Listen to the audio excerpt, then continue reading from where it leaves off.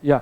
So she's presented to us with low back pain, with pain spreading to her left lower limb, especially for last 1 year.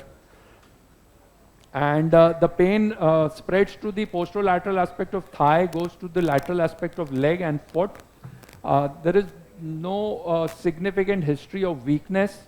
Occasionally, again, she has right-sided symptoms as well. Apart from that, there is no significant history. If you look at the MRI, so I'll take you on to the T2 SAG.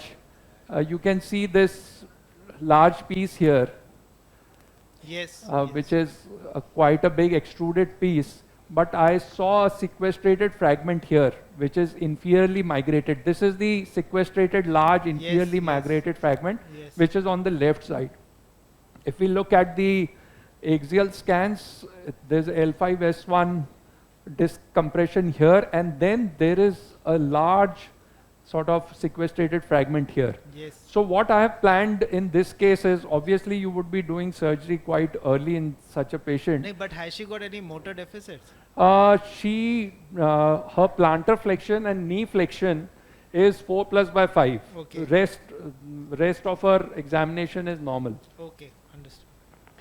So what I have planned is to do a paramedian epidural block. So epidural steroid blocks you have seen today, basically one was the interlaminar midline approach. The second we showed you 2 ways of transforaminal steroid injections. One was the far lateral and the parasagittal. Yes. Now there is a third technique, which is the paramedian.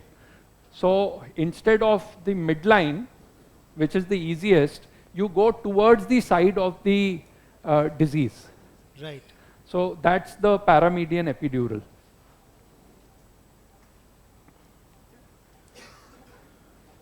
So I'll just scrub and come. Okay, okay.